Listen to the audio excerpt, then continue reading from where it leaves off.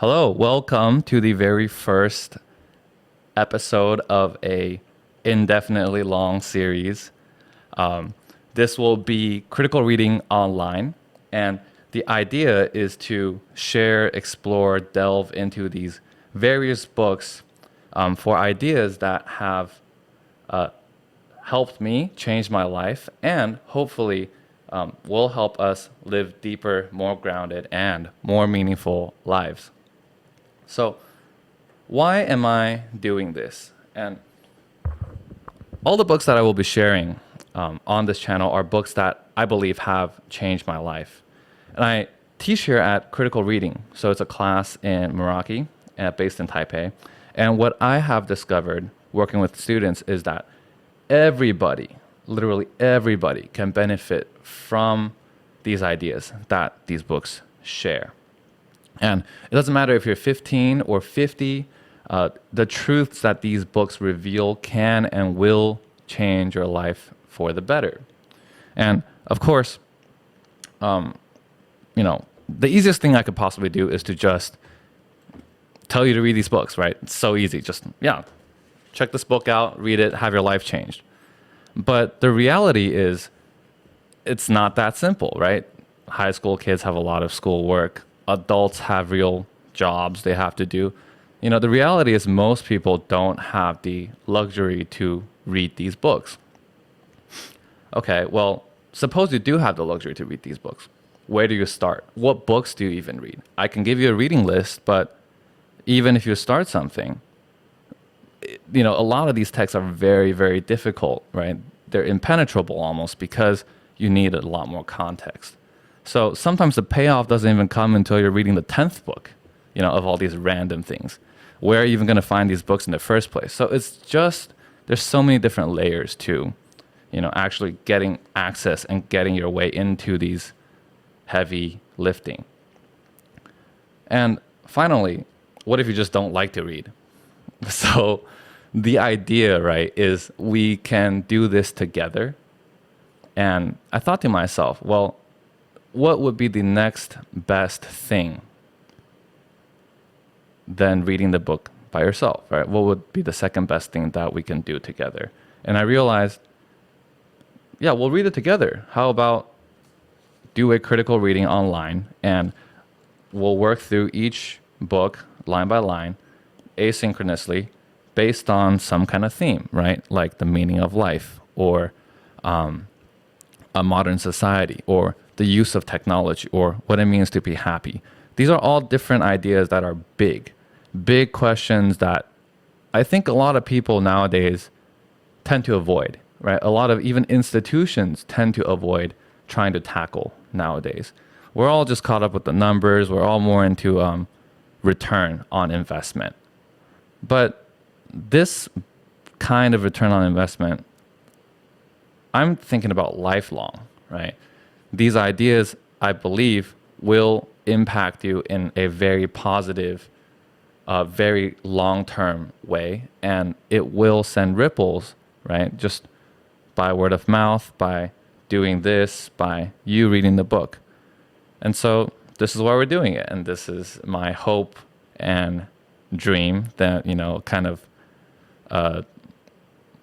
a bunch of nerds, right, with these deep ideas in their heads, living in a utopia in this world.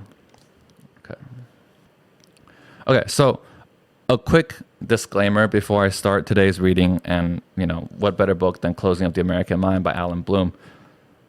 People that know me knows that how much I love this book, and this book, was written way back then. I'll get into that later, but a quick disclaimer: I am by no means trying to make this an objective, official account of what the author means. These are my subjective interpretations.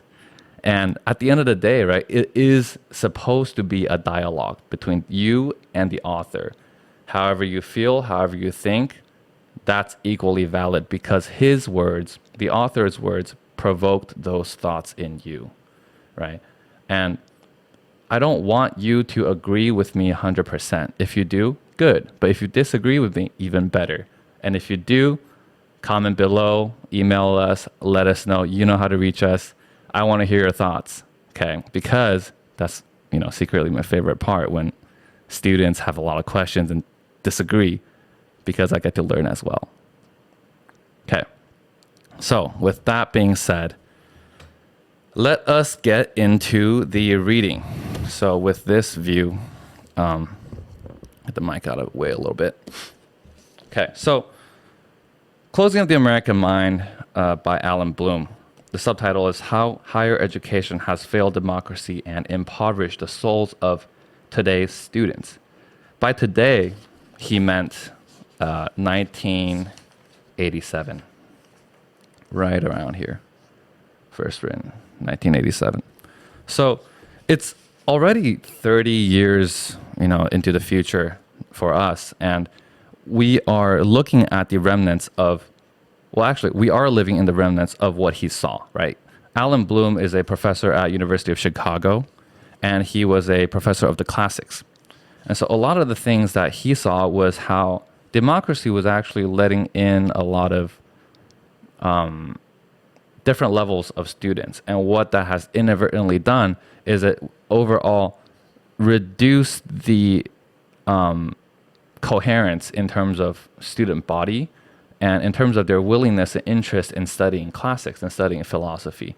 And this book is really his kind of magnum opus on the kind of intellectual and moral climate, as he says here, intellectual and moral climate of society today. And you will see that he has a lot of observations that are pretty spot on. Okay. So let's start with the foreword. Foreword, it's actually not by him, it's by his friend Saul Bellow, but I think it gives us a really good context of what he's trying to say. Okay. So Professor Bloom has his own way of doing things. Writing about higher education in America, he does not observe the forms, manners, and ceremonies of what is called, usually by itself, the community of scholars. Yet his credentials are irreproachable.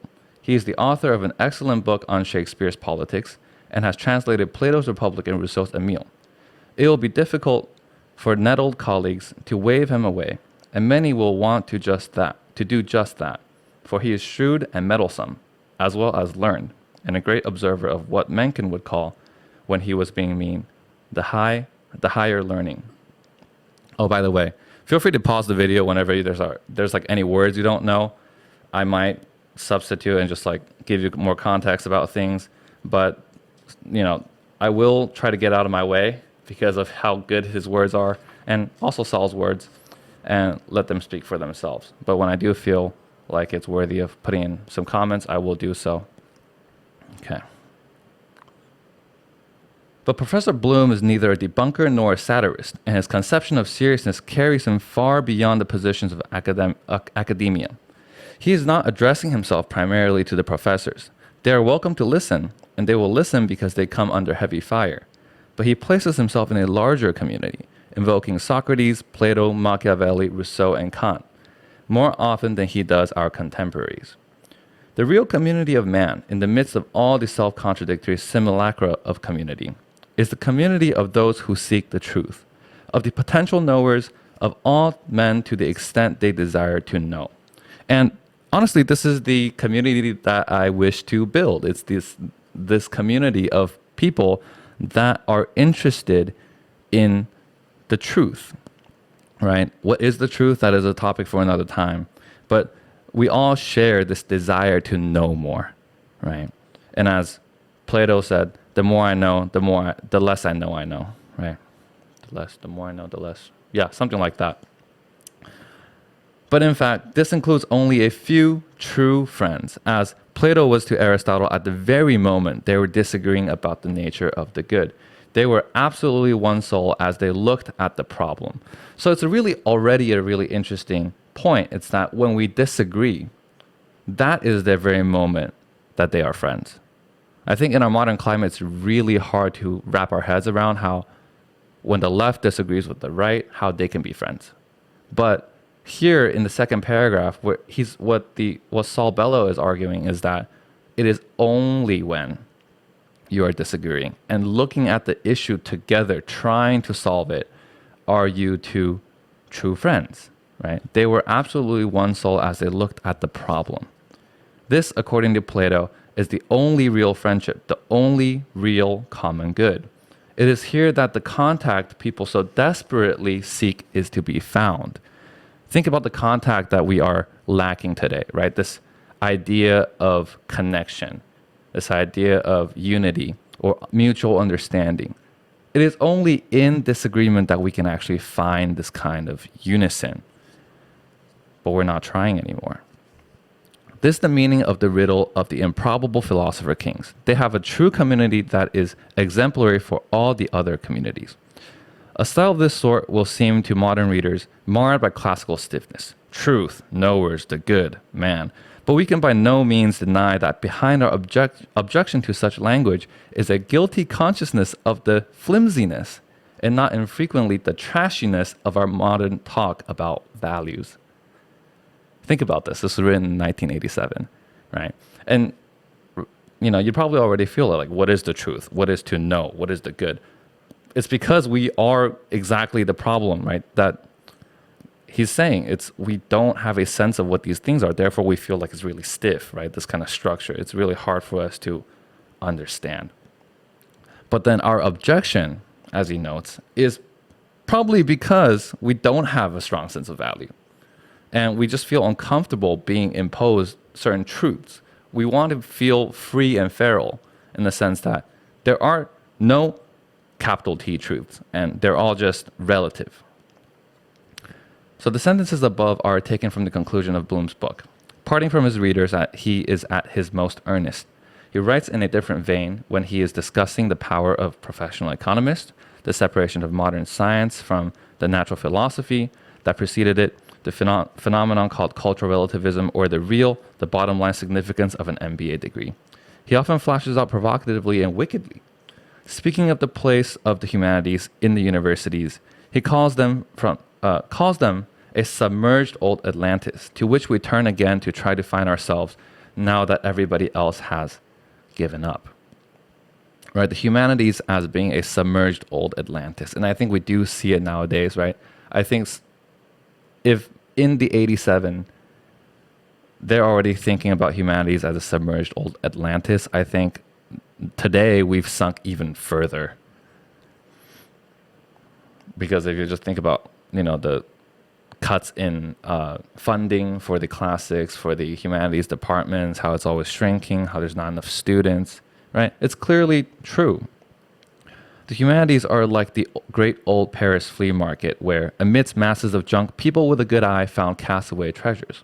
Or else, they're like a refugee camp where all the geniuses driven out of their jobs and countries by unfriendly regimes are idling. The other two divisions of the university have no use for the past. What are the other two divisions? The divisions of STEM.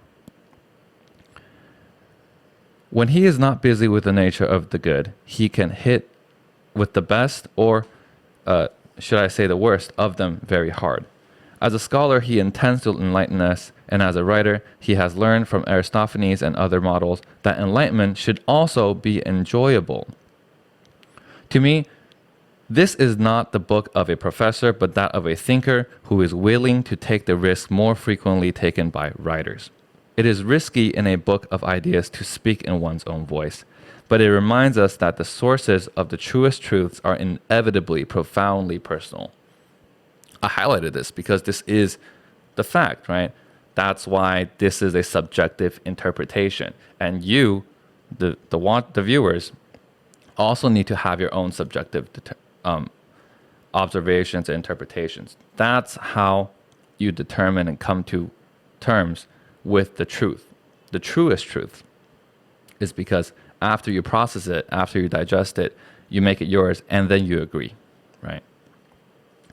Bloom tells us throughout this book, I have referred to Plato's Republic, which is for me the book on education, because it really explains to me what I experience as a man and a teacher. Academics, even for those describing themselves as existentialists, very seldom offer themselves publicly and frankly as individuals, as persons.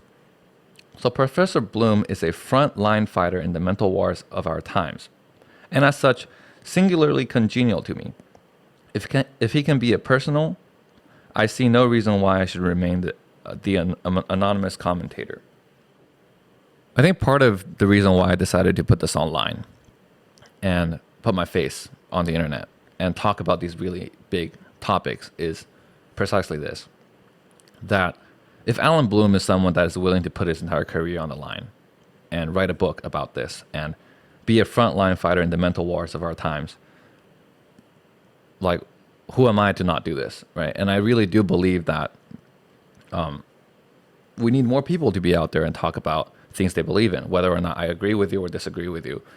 The point is, we need to talk about these things in a constructive conversation, not censorship, not identity politics, and not these kind of ideological warfare. It's about this kind of wrestling of ideas, right? In an Olympian way. If you think about how wrestlers go about fighting each other, they're not trying to discredit, right? In mutual fighting, they actually both gain credit. Winner or loser, they both gain experience. They both become stronger. And if you are already fighting the number one wrestler and you lose, you're number two, right? Think about it. So it's this kind of mutual wrestling that ideas get elevated and find its place in people's hearts and minds. Okay, so in his concluding pages, Bloom tells us of a student who, after reading the symposium, said that it was hard today to imagine the magic Athenian atmosphere, in which friendly men, educated, lively, on a footing of equality, civilized but natural, came together and told wonderful stories about the meaning of their longing. But, adds Bloom, such experiences are always accessible. Actually, this playful discussion took place in the midst of a terrible war that Athens was destined to lose. Aristophanes and Socrates at least could foresee that this meant the decline of the Greek civilization, but they were not given to cultured despair, and in these terrible political circumstances, their abandon to the joy of nature proved the viability of what is best in man, independent of accidents of circumstance. Think about what this line has to do with our own times. You know, in our own times, we oftentimes think that we are in a time of disillusion, right? COVID, Donald Trump, right? That civilization is falling apart, that society is no longer going to work normally. And we feel like we can't have these friendly conversations where everybody is just happy anymore. But Bloom says, actually, this discussion in the symposium happened in the midst of a terrible war that Athens was destined to lose. And that these people, knowing that their civilization was in decline, refused to be in despair. They were not given to culture despair. And in these terrible political circumstances, their abandon to the joy of nature proved the viability of what is best in man, independent of circumstance, independent of accidents. That's what makes us so unique as human beings, is that even in grim circumstances, we can choose to have a good time. This ability to have agency was clear, right? If you had the context of the symposium. But if with this kind of understanding, you can actually bring that perspective to your own life here, thinking about the world today and thinking about how we could still have very great conversations. And this is also why I'm doing this here, right? I imagine building an online symposium for all of us to enjoy these conversations. Okay, we feel ourselves too dependent on history and culture. What is essential about any of the Platonic dialogue is reproducible in almost all times and places. This thinking might be what it is all for. That's where we are beginning to fail. But it is right under our noses, improbable but always present. Right? This is also how you should read Plato's dialogues. It's you need to bring them into your own perspective. That any of these old texts, right? Confucian, like Lao Tzu, how do you read them? You want to make it relevant to yourself. That's actually the pro tip or the secret recipe behind any of these things. It's What does it have to do with me? That's the kind of core question you want to ask. Okay. I take this statement very seriously and I am greatly moved by it, seeing in it the seed from which my life grew. For as a Midwesterner, the son of the immigrant parents, I recognized at an early age that I was called upon to decide for myself to what extent my Jewish origins, my surroundings, the accidental circumstances of Chicago, my schooling, were to be allowed to determine the course of my life. I did not intend to be wholly dependent on history and culture. Full dependency must mean that I was done for. If you were someone that is just entirely dependent or determined by your environment, you're good as dead. How can you prove that you're alive? Right? Unless you have differences in thought, unless you choose or refuse to be entirely determined by your environment. Of course, your environment is going to affect you, but are they affecting you in an active way or in a passive way? Are you receiving them actively or are you receiving them passively? Are you just being overwhelmed by these environmental forces, or are you funneling these environmental forces to your advantage? That's the difference, whether or not you're making choice to make your life better. The commonest teaching of the civilized world in our time can be stated simply: tell me where you come from and I will tell you what you are. There was not a chance in the world that Chicago, with the agreement of my eagerly Americanizing extended family, would make me in its image. Before I was capable of thinking clearly, my resistance to its material weight took the form of obstinacy. Obstinacy as in being stubborn. I couldn't say why I would not allow myself to become the product of an environment, but gainfulness, utility, prudence, business had no hold on me. This idea we actually talked about in the podcast. This idea of being useful, these metrics that we measure ourselves with about profit maximization. It has no use for them. Why? Because that's not what humans do. That's what robots are measured against. What's the point of measuring humans as robots? We're just bad robots, if you think about it, right? My mother wanted me to be a fiddler or, failing that, a rabbi. I had my choice between playing dinner music at the Palmer House or presiding over a synagogue. In the traditional Orthodox family, my boys were taught to translate the Genesis of Exodus, so I might easily have gone to the rabbinate if the great world, the world of the streets, had not been so seductive. The great world, the world of the streets, right? The real world outside. Besides, a life of pious observance was not for me. Anyway, I had begun at an early age to read widely, and I was quickly carried away from the ancient religion. Reluctantly, my father allowed me at 17 to enter the university, where I was an enthusiastic, wildly excited, but erratic and contrary student. If I signed up for Economics 201, I was sure to spend all my time reading Ibsen and Shaw. Registering for a poetry course, I was soon bored by meters and stanzas and shifted my attention to Kropotkin's Memoirs of a Revolutionist and Lenin's What It Is to Be Done. My tastes and habits were those of a writer.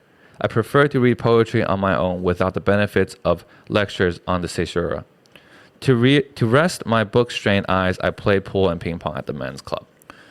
Now, if you think about this, right, he is following exactly the advice that Shang and I talk about a lot, is follow your passions and just let things flow. And you eventually will figure out your taste. You will know what kind of person you are born to be. That's in your bones, right?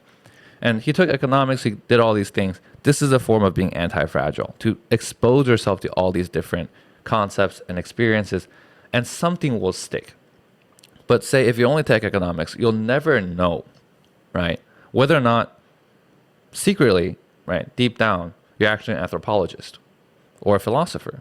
You just won't know. You'll feel a tug, but if you never cultivate it, it'll never grow strong enough to pull you in that direction that you truly belong. Okay. I was soon aware that in the view of advanced European thinkers, the cultural expectations of a young man from Chicago, that center of brutal materialism, were bound to be disappointed. Put together, the slaughterhouses, the steel mills, the freight yards, the primitive bungalows of the industrial villages that comprise the city, the gloom of the financial district, the ballparks and prize fights, the machine politicians, the prohibition gang wars, and you had a solid cover of social Darwinist darkness, impenetrable by the rays of culture. Hopeless in the judgment of highly refined Englishmen, Frenchmen, Germans, and Italians, the spokesman for the arts in most advanced forms. For some of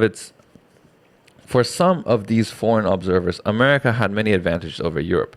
It was more productive, more energetic, more free, largely immune from pathogenic politics and ruinous wars. Ironic. But as far as art was concerned, it would be better, as Wyndham Lewis put it, to have been born an Eskimo than a Minnesota Presbyterian who wanted to be a painter. Think about that. I think that's a really interesting idea. As far as art was concerned, it would be better, as Wyndham Lewis put it, to have been born an Eskimo than a Minnesota Presbyterian who wanted to be a painter. Why? Why is it that it is easier to pursue art as an Eskimo rather than being someone living in the big cities? Well, because there's fewer distractions. Even if you're living in Antarctica or you're living in somewhere that's devoid of other arts, the fact that you're in a desert, you're in a tundra, that these places don't have other humans, actually allows you to be the purest kind of artist, one that's not influenced by other art, in a sense. Does that take you to the peaks of art? Well, that depends on what line of art you're doing, right? Even if you are an Eskimo, there's still a certain culture and a certain way of art that is present. So, as an Eskimo, you can still pursue art in the way that you can. But as a Presbyterian in Minnesota, it's a lot harder. Why? Because you're in a city, because there's a lot more distractions, because you have to make ends meet, because you have rent to pay, because you have to pay for bills. All of these things are getting in your way from doing what you actually want. Civilized Europeans, often exceptionally free from the classic prejudices of their own countries, were able conveniently to lodge their not fully mastered biases in the free-for-all USA. What no one was able to foresee was that all civilized countries were destined to descend to a common cosmopolitanism, and that lamentable weakening of the older branches of civilization would open fresh opportunities and free us from our dependency on history and culture, a concealed benefit of decline. Very important commentary for modern times, right? If you go to New York, you'd find McDonald's, you'd find Gucci, you find Prada, you find all these international brands. You know where to go for your Nike, your Apple stores. You're also going to find that in Hong Kong, in Taipei, in Tokyo, in Los Angeles. That's what cosmopolitanism means, right? You're not going to find a Taiwanese-themed Apple store. You're going to find Apple stores in Taiwan and in Hong Kong, in New York. Like, that's the difference. It's this kind of common cosmopolitanism. And what happens is the weakening of older branches of civilization, as in the traditional features of each culture is diminished because we share so much of our economy and lives together. And so the ones with the most money gets to decide what culture is. There would be barbarous manifestations, certainly, but there would be also the possibility of new kinds of independence, right? I wouldn't try to go too much into like the positives of modernity and the positives of like cosmopolitanism or globalism, because I think this is the more typical narrative people talk about, like, this gives economic prosperity to people of third world countries. It's going to help them with economic development. Is it a good thing? Is it a bad thing? Sure enough, their GDP rises, but again, metrics, right? Are they happy with the rise in GDP? Are they happy with being entangled with global economics, right? Because if the housing crisis, the housing bubble in China bursts, right, it's going to affect all these other countries that are tied with China's economy. But if you're just a tiny village doing your own thing, nothing's going to affect you. You might have a non-existent GPA, but think about the pros and cons of these kind of things. In this regard, I find myself, as Americans have taken to saying, between a rock and a hard place. European observers sometimes classify me as a hybrid curiosity, neither fully American nor satisfactory European, stuffed with references to the philosophers, the historians, the poets I had consumed higgledy-piggledy, in my Midwestern lair. I am, of course, an autodidact, as modern writers always are. The spirited newcomer, the 19th century novelist, guessed, ventured, conjectured daringly. An independent intelligence made its synthesis. Balzac declared, "The world belongs to me because I understand it."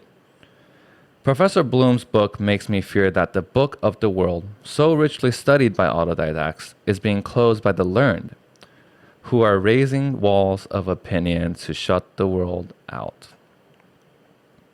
This theme of walls has been really popular for the past couple years, if you think about it.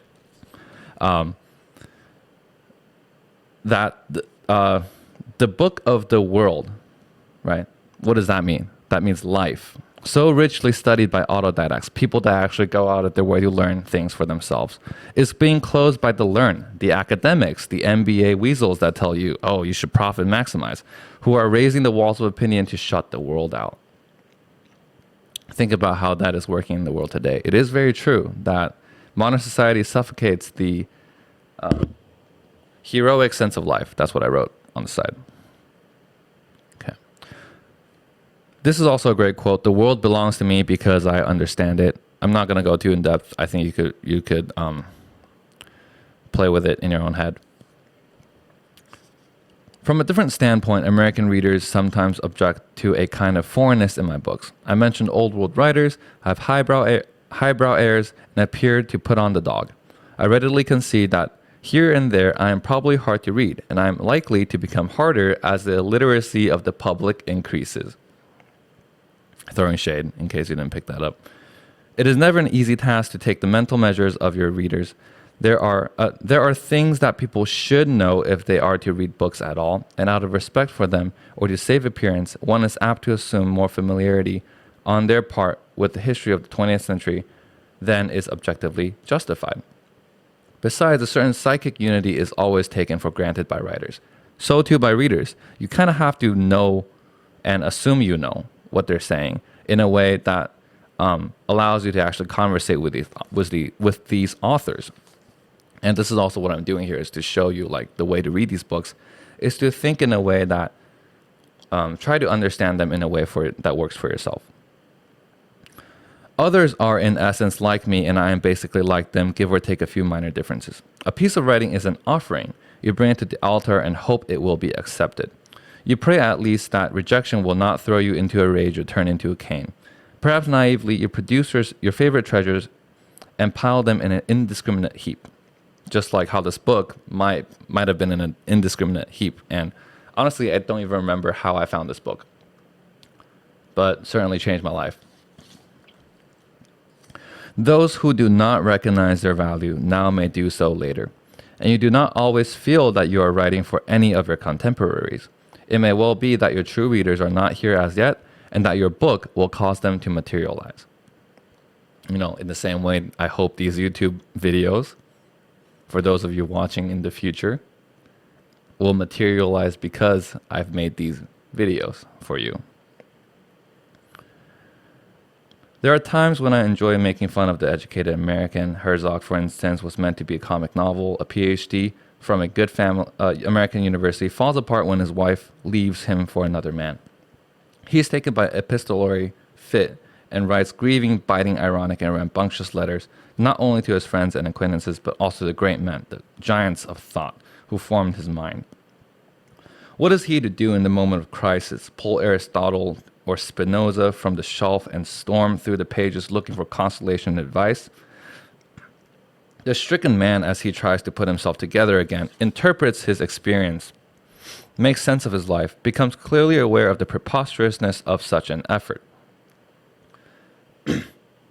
What this country needs, he writes at last, surrendering to the absurdity of his state, is a good 5-cent synthesis.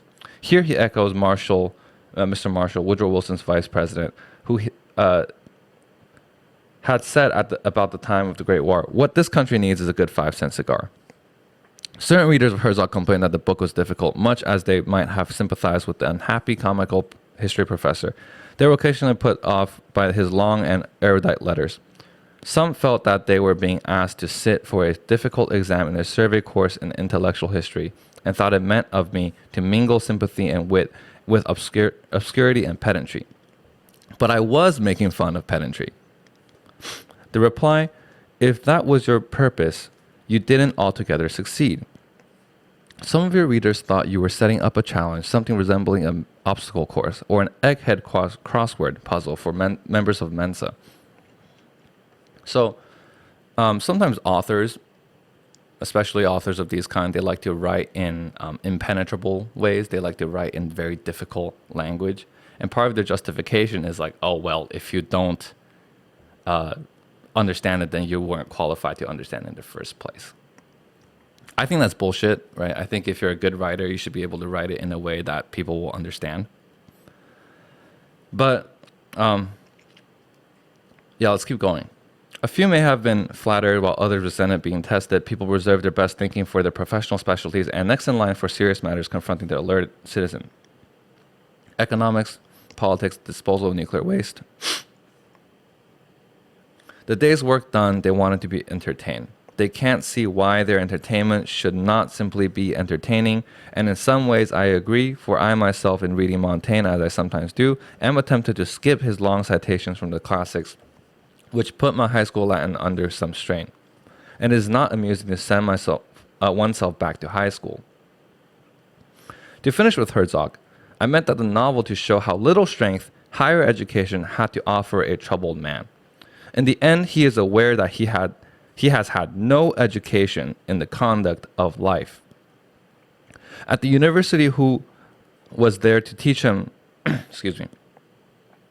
At the university, who was there to teach him how to deal with his erotic needs, with women, with family matters? And he returns, in the language of the games, to square one. Or as I put it to myself while writing the book, to some primal point of balance. Herzog's confusion is barbarous. Well, what else can it be? But there is one point at which, assisted by his comic sense, he is able to hold fast. In the greatest confusion, there is still an open channel to the soul.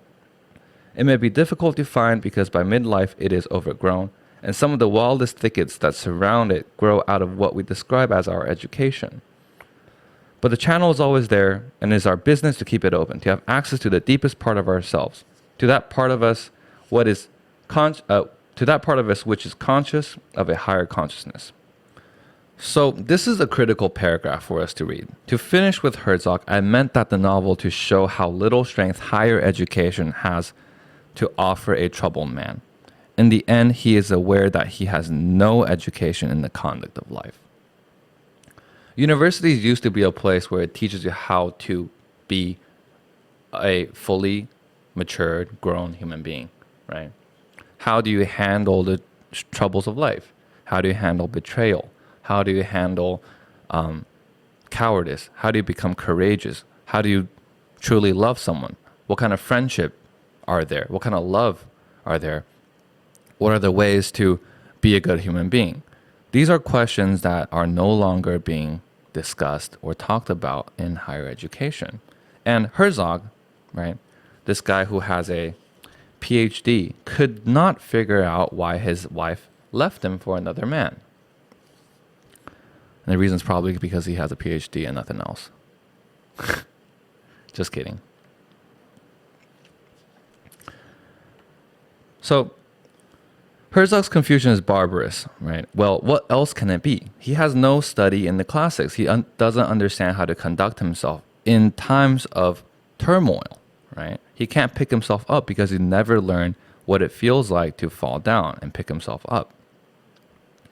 But there is one point at which, assisted by his comic sense, he is able to hold fast. In the greatest confusion, there is still an open channel to the soul. This is the key.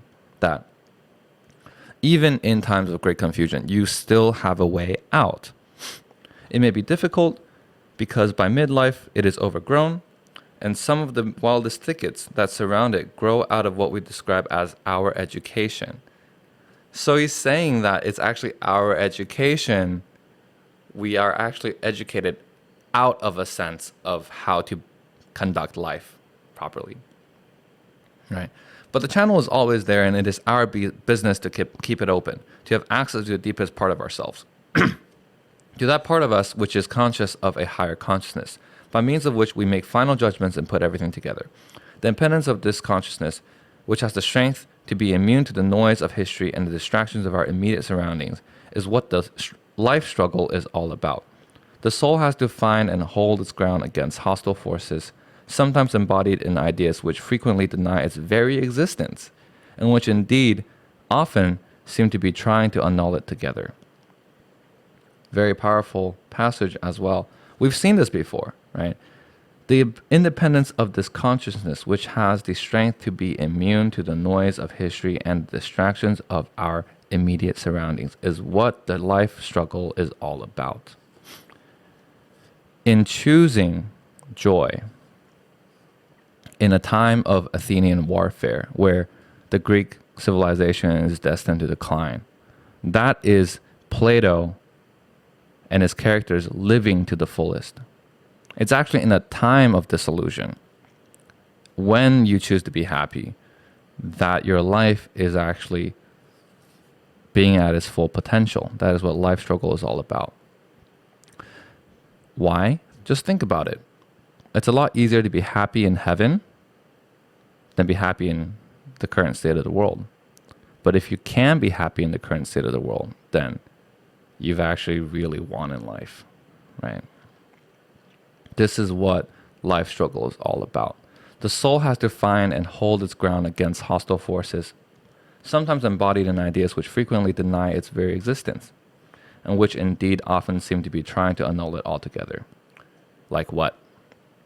What ideas seem to annul the existence of the soul in the very first place? Science and rationalism. Evidence. Where can I measure them? I can't use machines to measure the existence of soul. Therefore, it probably doesn't exist.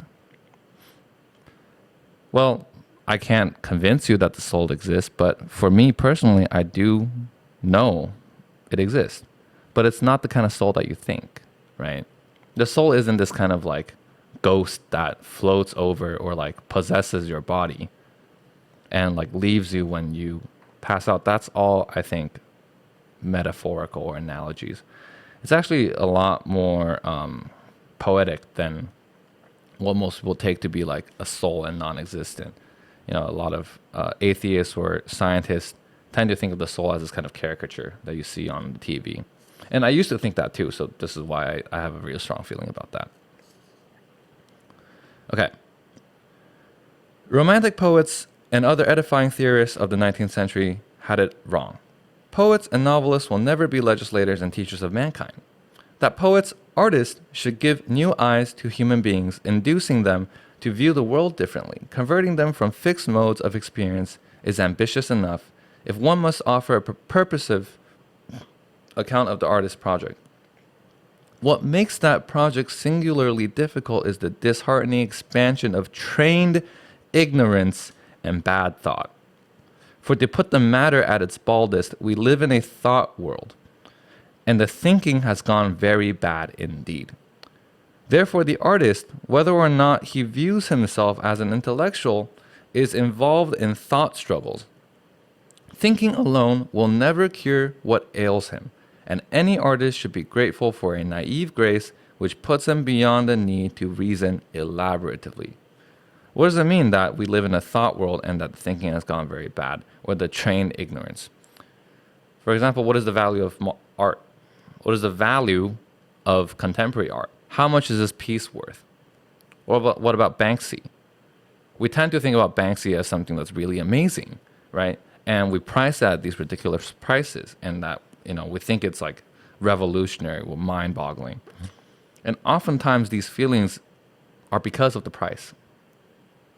The price tag is what reinforces the value of the art. But if you think about it, like if you strip off the price, suddenly like we find ourselves unable to determine what is good art and what is bad art, because our standards are so closely intertwined with the values of worth, right, of price, of money. And that is our judgment of good art and bad art. We've actually stopped using our feelings to evaluate whether or not this is good art or bad art for me personally. For me, the university has been the place of divestiture, where I am able to find help in the laborious task of discarding bad thought. Divestiture, selling off, subsidizing investments, where I am able to find help in the laborious task of discarding bad thought. This is what we're also doing here. It's helping us discard bad thoughts in exploring these books. It was at the university that I began to work through the modern ideologies, capitalist as well as Marxist, and the psychologies, the social and historical theories, as well as the philosophies, logical positivism, naturalism, existentialism, shedding superfluities so that my mental body could recover its ability to breathe, and protecting the root simplicity of being. I have never viewed the university as a sanctuary or shelter from the outer world. Right? This is very similar to my own experiences right here. Is that university was a time for me to try all these different thoughts, put it on like a cloth. If it doesn't fit, take it off. Right? Life in a strictly academic village in isolation from a great turbulent city would have been a torment to me. So I have never been, as a radical Central European novelist recently called me, a campus writer. Rather, I have trained myself to pick up the endless variations of radical and right-wing themes so that I have become able, not an enviable skill, to detect the untreated sewage odors of a century of revolutionary rhetoric, or, from another direction, to identify in Gore Vidal's recent outbursts of the original geopolitics in nothing other than the Hearst Sunday supplement theme of the Yellow Peril. This is the thing in doing all of these different philosophies, is you can recognize the strain of where it's coming from very quickly. You can hear the same family of thought, and someone comes to you and tell you these ideas, you're like, wait, isn't just this like the same idea of fascism but like in a different package? If you're not able to see it beyond the package, it's very easy to get swept up by these ideas, the odor of which is no more pleasant now than it was in the 30s, and the odor of which now is no more pleasant than it was in the 80s. So there is nothing at all new in the fiery posturing of these agitational and activist writers. He could very well be writing about us today, right? About the people today, about this activism today. If they were able to come up with something of their own, the universities would not hold their monopoly on the intellectual life. The heart of Professor Bloom's argument is that the university, in a society ruled by public opinion, was to have been an island of intellectual freedom where all views were investigated without restriction. Liberal democracy in its generosity made this possible, but by consenting to play an active or positive, a participatory role in society, the university has become inundated and saturated with the backflow of society's problems. Oof, right? Like, I think the university today is only about society's problems. There is no more intellectual discussion where it's investigated without restriction, right? The irony is that liberal democracy made it possible, but liberal democracy also made it impossible. What kind of example do I have? For example, it's almost impossible. Actually, just keep reading. Preoccupied with questions of health, sex, race, war, academics make their reputations and their fortunes, and the university has become society's conceptual warehouse of often harmful influences. Any proposed reforms of liberal education which might bring the university into conflict with the whole of the United States are unthinkable. Increasingly, the people inside are identical in their appetites and motives with the people outside the university. Why is this bad? I don't know. Like, I think this is an opinion that the university should have a separation with society at large. There's several different opinions or strains to go about this idea, but what are the values of the university having very different ideas than the outside? What are the pros? What are the cons? I'll leave it to you to think about it. This is what I take Bloom to be saying, and if he were making a polemical statement, merely it would be easy enough to set aside. What makes it formidably serious is the accurate historical background accompanying the argument. He explains with an admirable command of political theory how all this came to be, how modern democracy originated, what Machiavelli, Hobbes, Locke, Rousseau, and the other philosophers of the enlightened world intended, and how their intentions succeeded or failed. The heat of the dispute between left and right has grown so fierce in the last decade. He was writing this in the 1987. That the habits of civilized discourse have suffered a scorching. Antagonists seem no longer to listen to one another. It would be a pity if intelligent adversaries were not to read Professor Bloom's book with disinterested attention. It makes an important statement. And deserves careful study. What it provides, whether or not one agrees with its conclusions, is an indispensable guide for discussion, not a mere skimming of tradition, but a completely articulated, historically accurate summary, a trustworthy resume of the development of the higher mental life in the democracy and the democratic USA. Saul Bellow. So yeah, that's the foreword. It's actually not even the meat of the text. And I am very tired from reading 18 pages. But I think we'll end the video here, and we'll do the preface in another video. And we'll be back for more. Hope you enjoyed the reading so far. Hope you enjoyed the thoughts. If there are any things that you would like to clarify, any points, do leave a comment below. Like, subscribe, let us know what you think. This will help us figure out what will be better and make better and better videos in the future. So, great. Thanks for watching. I'll see you guys next time. Or in the next video.